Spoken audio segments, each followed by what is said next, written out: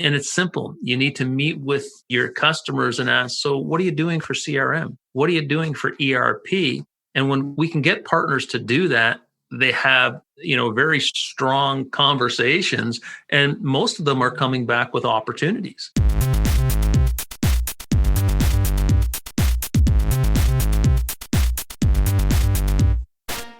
Welcome to Evolved Radio, where we explore the evolution of business and technology. I'm your host, Todd Kane.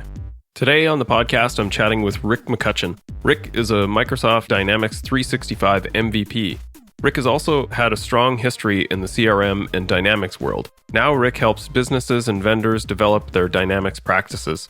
In the podcast, Rick and I build on the previous episode, Growing Your Cloud Business. We chat about the opportunity that's available in building a Dynamics practice, how to do it, and the huge impact that it could have on your business. So stick around and enjoy. If you enjoy the show, please consider leaving a rating and review in your favorite podcast app. It really helps to spread awareness and bring more listeners to the show so we can share the message with more of the community. Now, on with the show. And joining me on the podcast today is Rick McCutcheon, MS Dynamics MVP. Welcome to the podcast, Rick. Hello, Todd. How are you today? I'm excellent, thanks. Great. So we're going to be chatting a continuation, actually, from the previous podcast where we talked to Doug Fiore from Tech Data and gave us some good info on the ideas of potentially expanding your cloud offering and potentially adding a new business unit for your business around the Dynamics practice. And we talked about kind of this being an extension of the previous cloud offerings that people have now gotten comfortable with. Office 365 and Azure, there's lots of gold in that cloud. And I think this is a great extension that is not necessarily top of mind for a lot of people. I think it's a huge opportunity, and I think that you have some great experience working directly with partners and other organizations to really unlock this potential lays before many IT industry partners. So I'm looking forward to getting into that. Maybe to start, if you could, just give us a bit of background. I think you have a really interesting background, and just to give people perspective on where you come from and where you are now in the industry in sort of your experience and now what you're providing. Well, Todd, it's been a long road, and the road is mostly paved with CRM. So I'm a business applications MVP with Microsoft, but you get me outside of the CRM world and my knowledge drops pretty quick. So I'm a CRM guy, and that's probably the main core product that I help companies with, in the dynamic space.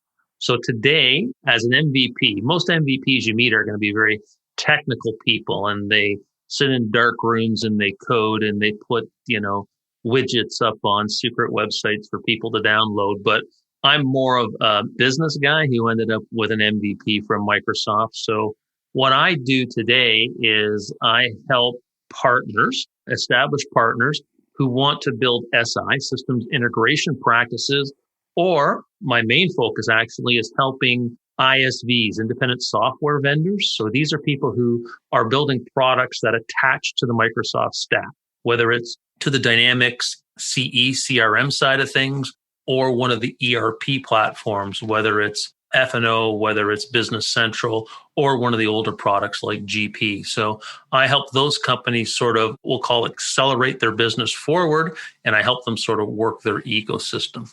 Okay, great. Now, you're asking me about my past, so I'll go back. It all started with myself being a salesperson working for a company, and somebody showed me a piece of contact management software, and it happened to be Maximizer out of Vancouver. This is the early 90s, and I said, wow, this is going to save me a lot of time. So I started using it, and then I said, you know what? I should sell this stuff. This is a lot, more fun than selling business equipment. So I ended up hooking up with the ACT software program, which was the number one contact manager in the world. And eventually I ended up with 30 employees building add-on applications for the ACT product. And we sold that company at the end of 99. So that was 20 years ago. And then I sort of played around in the CRM space for a few years until Microsoft showed up with their product around 2004. So I've been involved with the Microsoft product since then, in some different sort of formats in that world. So I've done a lot of end user type projects where I help them with their strategic planning, implementation. So I kind of stayed independent since I've been in the Microsoft world. And, I'd work with partners on projects, but really the last 4 years, I've been almost exclusively focused on this practice building. Okay, great. And that's sort of the primary topic that we're hitting on today. So it's perfect. You either have this practice and you want to build it out and scale it, or you don't have this practice and you want to kick it off and add that business unit and a pretty wild open revenue funnel as well. I think this is, to me, maybe from your perspective, being kind of souped in this, that it feels like an established kind of a piece of the industry. But I can say kind of from my perspective, especially working with a lot of the systems integrators and the MSPs of the world, that this is not an area that gets a ton of focus in the IT service and the IT consulting space. So I feel like there's, even if it is an established space and there's lots of partners working in that area, I still feel like it's fairly greenfield for most of the vendors out there. Would you agree with that? Well, yes and no. So if we look on the ERP is sort of the accounting, your manufacturing system, warehouse management system. Everybody's got one, right? Whether it's 25 years old or whether it's in the cloud, they've got one running their business. So that side is well established. The CRM side, well, somebody may have got one as well, but they may not be using it to its full extent, or they haven't done the work to expand it out to other functionality. So yes, there's a huge opportunity on both sides. And when I look at the MSPs we work with, the opportunity is really, you own these customers today. These customers trust you. Microsoft has this suite of products that you should trust. And it's simple. You need to meet with your customers and ask, so what are you doing for CRM? What are you doing for ERP? And when we can get partners to do that, they have, very strong conversations, and most of them are coming back with opportunities. Because right now in this world of digital transformation, as Microsoft calls it, there's a lot of ERP work and a lot of CRM work going on. So people are looking for trusted partners to be able to help. Yeah, I guess that's good perspective, right? Because the way I think of the greenfield is more as the greenfield opportunity available, because it's kind of largely untapped or a bit antiquated in a lot of cases. Like you said, like they have an ERP, but they probably don't love it. And it's probably pretty ancient and doesn't function in sort of a modern fashion for them. So my view is that it's the untapped potential of the consultative opportunity and the ability to build an additional practice that is more high value rather than just sort of the break fix and the IT infrastructure setup. It's actually business process management and business enablement, which I think is a much higher value for the clients that the companies are largely, as you said, largely already working with on an infrastructure standpoint. So let's get into this. I think you have kind of a bit of a program that you can potentially kind of walk us through at a high level, a bit of a 60 or a 90-day kickstart to spin up this business unit and get things rolling. Do you want to dive into that and see where we should start? So we can first talk about the why. Why do you want to do this? Well, you want to do this for one reason. It makes the rest of your business a little stickier, right? So if I am doing selling the Microsoft Office to people, I'm selling security software, that type of thing. Well, everything's in the cloud now, or most customers are moving to the cloud. So, as a service provider, it's riskier for me. They don't need me all the time because I'm not managing that day-to-day infrastructure with upgrades and things of that nature. So the role of IT is changing. Therefore, the role of the solution provider is changing. And it's changing away from I'm there to maintain applications and maintain hardware to I'm there to build out business systems and maintain business systems. And that's the big change that the world is kind of going through. In 2020, we got hit with the pandemic, and any company that was stuck with on-premise software that didn't scale, that wasn't accessible from the cloud, was in big trouble. Right. And they found out very quickly that this doesn't work anymore. So I think any on-premise type applications that still remain out there today are really targeted for change. And companies are saying, how do we get them out of here and how do we get them to the cloud? So that's all part of this dynamics thing. So one of the slides that I use, I'm doing some work with Tech Data. And one of the slides that I use shows, what we think dynamics is. And on that slide, I have 4 boxes. I have sort of sales and marketing. I have customer service. I have field service. And I have ERP, right? Finance and operations. So when people think about CRM and, ERP, that's typically how they think of dynamics. Well, the next slide is about 30 applications on it. right? So we get into sales, and what do we get into? We get into business intelligence. We get into CPQ systems, quoting systems. We get into PRM systems, partner relationship management systems. We get into sort of customer service. We get into customer service insights. We get into survey tools. We get into marketing. And if we look at the marketing tools people use today, there's hundreds of marketing tools out there. So really, there is four main pods, but once we expand on those pods, there's a considerable amount of technology that companies need to purchase for one thing, build out, have it serviced, and have it supported. So I think that's the big opportunity for people. So if I'm a Microsoft partner today selling Office, why should I go with Dynamics as opposed to another product? Well, so you're interviewing a guy who drinks a lot of Kool-Aid, right, from the Microsoft cloud, right? But just to let you, here's our thinking is the whole cloud's connected, right? So we've got this Dynamics, and inside of Dynamics, they've got this thing called Dataverse, which is our common data model that runs across all the Dynamics platforms, and the ones that don't have it are moving in that direction. So now I can take this database and I can build business workflows to connect it to anything. So right now it's connected to Office, it's connected to Teams, it's connected to finance and operations, it's connected to CRM. So I'm building a system that one set of data moves across my organization. So as a partner, that's what companies are looking for. So that's kind of the starting point saying why I want to do this. Now, working with tech data, we've got a big advantage because we're building a P2P network, partner to partner network. So we're taking partners through a 4-week program. So every week we come together and I talk a little bit about the different applications and what they are, talk about them and how to find the opportunities. Then the second piece of that is some coaching. So we interview each partner to say, okay, where do you specialize?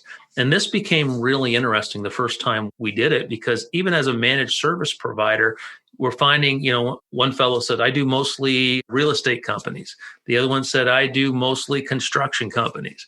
Another one said, I do mostly law firms. And I'm going, wow, this increases the opportunity for Dynamics for you, because you can, not only start to focus on what solutions fit those companies, but you're going to take your intellectual property that you own, because you know how these companies operate, and it's going to give you an opportunity to scale up in that sector and possibly build what we call ISV, independent software vendor applications. So if you deal with law firms all the time, after you've automated 3 or 4 of these law firms, you can turn around and build an application just for law firms. And this is all a low code engine you're building it on. So it's not like a 4-year project to build this out. It could be done in a couple of months. And then Microsoft gives us a store called AppSource, where we can take that law application, put it up on the store and start selling it globally, right? So it's a great opportunity. So as we're getting them started, we're kind of, getting them to walk. So we want them to walk through the 4 weeks, give them some coaching, help them understand, and then just go have a conversation with your customers. What are you doing with CRM? What are you doing with ERP? Simple as that, right? And that will sort of generate opportunities. And I was shocked at the opportunities that started coming back in.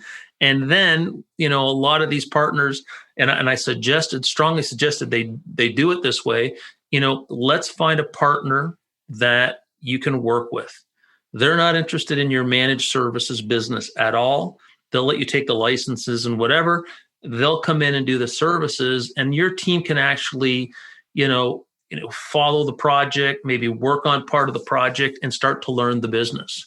And then the next thing the next project, you may take a bigger chunk of that. And then 3 or 4 projects down the road, you're actually have some team members trained and you can get up and actually implement the project yourself. So I like this idea of kind of learning to walk and then learning to run, and kind of staging your way into this with the sort of the stewardship of a partner. I think what that leads to around that ISV model, I think where that is really interesting is what that actually sort of provides for your business. One, the size of the projects and the scope of who you can actually sell that model to becomes greatly expanded. Also, I think what people don't tend to consider is this is where Microsoft really wants the partner ecosystem to be. They always say, we'll build 80% of the platform and then the last 20% of the value is delivered by the partners. And you can see them kind of angle towards this around what is the intellectual property that you're independently building. I think that that's really important is if you ever go to sell your business, a lot of what people will look at is what's proprietary, what's different about you versus others. And if you have true intellectual property of something if you've built that truly supports a particular vertical, that automatically accelerates what the valuation of your business is going to be. If people are concerned about the commoditization of industries, this is a perfect way to kind of break out of that mold and say that we've actually built something of value that is unique and distinct in the market. Sort of moving towards that ISV model over time. It's maybe not something that you kind of do in 6 months. It's maybe not even in a year. But the idea that you're kind of building something of your own that provides independent value in the business, I think is really important in the long-term objectives of the companies. And that gets, really interesting when we go into AppSource and see where these companies are. There's a fellow in London selling a real estate application globally. A friend of mine in Calgary sells a health and safety application globally, right? And they just built it in their home markets, put it up on AppSource, and then it goes global. And what's tremendous about this is you don't have to grow the platform. Microsoft is growing the platform. Now, an ISV told me this morning that he saw that in Microsoft financials that the Dynamics, hasn't been verified, but he said the Dynamics business grew 39% in 2020, which is pretty significant because it was pretty big to begin with, right? So you're building product, you're building services, and Microsoft is really doing the sale. You're doing the fulfillment, right? It's a really, really great place to be and a great place to do business. Yeah, because I've sort of described my perception is, and I've maybe bounced this off you as well. This is maybe slightly off track, but still relevant, I think, that I really feel like Teams is going to become the central hub of most organizations, the way that SharePoint was intended to be. And I think that Dynamics applications being fitted as tabs within Teams is really sort of the future of what this stuff will look like. And I think that that's a huge opportunity that is really in front of all of those current systems integrators that, first of all, most of them are not kind of leveraging the opportunity to roll out Teams and help their clients establish a foothold on Teams. And then the foothold that then gives them is to expand their use of that platform. So my point is, I think you're 100% right, that Microsoft is doing the legwork of just making this stuff more valuable and more useful and largely kind of offering the hand out there and putting it in front of the clients for them to just sort of pick up. But they definitely need some consultative support. But the more value that you're building inside that ecosystem, the sales work and a lot of the heavy lifting of the readiness and enablement of that stuff comes from Microsoft itself. So you're really kind of riding on their coattails into the future on this. Yeah, Todd, I think you're right with the Teams, because if you go into Teams and you look at the add-on applications, that what I call the click, try, buy apps, all the major click, try, buy apps are all building for Teams right now. And we're the business applications that come and Teams is going to be the place where the whole thing connects. And a lot of that connection is going to be done through sort of our calendars and Outlook. So I think we're going to be even surprised as Microsoft people, how fast that's going to grow over the next 2 to 3 years. Yeah. So we kind of talked about how you stage in as an SI, pick up a P2P partner and work with them and start to scratch the opportunity that's available in your current stack. What would be sort of your advice in what's the next stage after that? Like you talked about kind of a bit of internal training, people pick up more of that skill set, but how do they lean into becoming an ISV? Is it largely just through that partner training and enablement that they get more comfortable with this stuff and then they can start to do that low code build for specific projects? What would that look like? So there's a whole world within Microsoft, and on Partner Source, you can go and look at the whole program, and they have a learning track where you can learn about becoming an ISV and how to get your products built and onto AppSource. So Microsoft's invested heavily over the last 24 months in this program, and there's a co-sell component of it as well. So if you put your products up on AppSource, I think the fee is 10% if it's downloaded and sold through AppSource. And then if your product's good enough, you can apply it to have it brought up to the co-sell program. And this is where actually Microsoft themselves and their sellers will add you into their corporate deals if they like your product. So there's lots of opportunity there. And then, once you start growing an ISV business, it looks very different than an SI business, a systems integration business.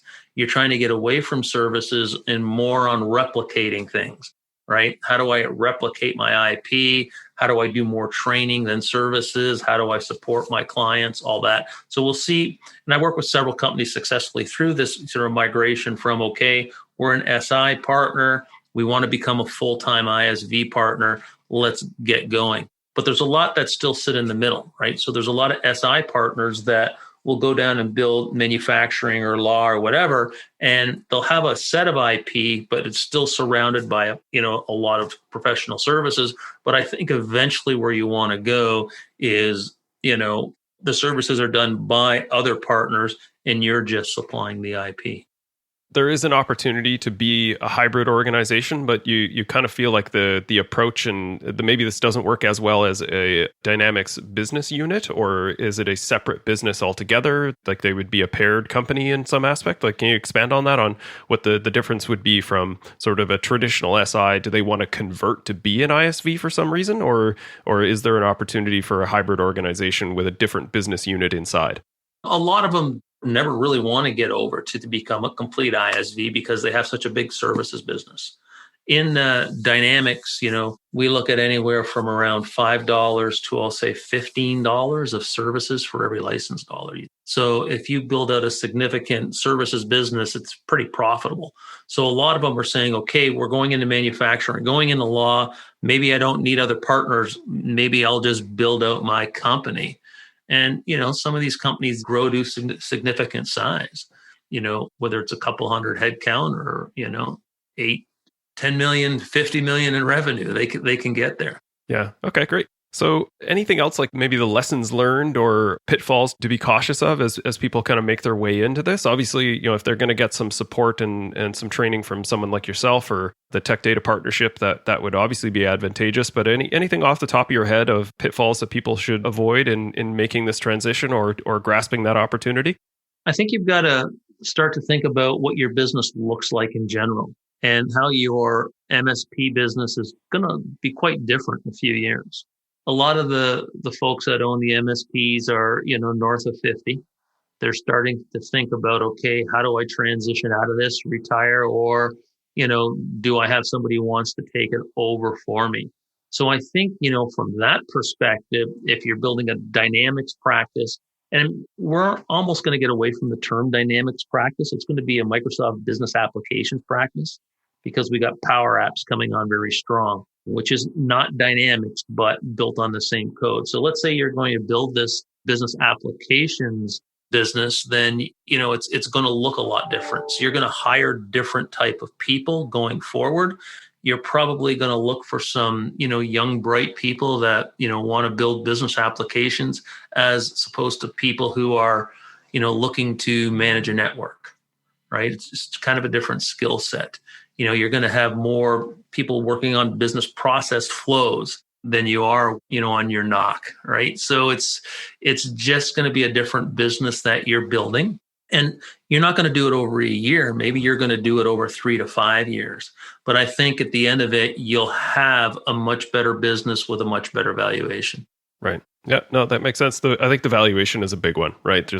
You can look at number of contracts that you have under management from an MSP standpoint, and you can get a pretty good valuation for that. But any type of intellectual property is a huge multiplier, right? It's defensible in the market, right? So if you really want to sell for a high value, IP makes a big difference, in my opinion. It can be 2 to 5 times the valuation. Right. That's amazing. Okay, great. So anything that we haven't touched on before we look to wrap up here? Any final thoughts? No, well, if people want to get a hold of me and ask about building an ISV business or building an SI business, I'm Rick McCutcheon and I'm on LinkedIn. I'm pretty easy to find.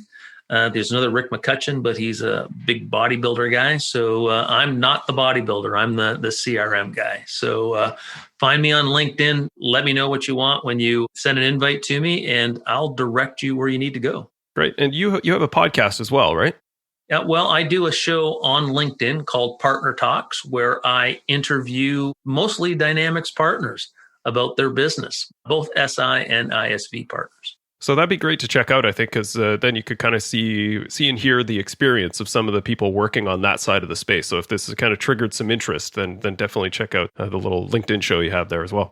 There's 3 that you should listen to. One I did with a partner called Velocio, which is a big SI partner. So I just published that today, and today is the 29th we're recording on. Published one earlier in the week from a company called Provance, ITSM solutions built on Dynamics. So for this crowd, this is really interesting.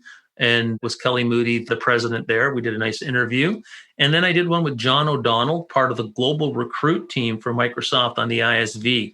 That's a long partner talk. They're mostly around 10 minutes. This was 30 minutes with John. So if you check out my LinkedIn page for partner talks, you'll see them there. And those 3 will give you a really good idea of what these Dynamics businesses look like. Excellent. Okay. And I'll link to all of that in the show notes as well. Thanks for your time, Rick. This has been valuable and all the best. Thanks for coming on the podcast. Thanks, Todd.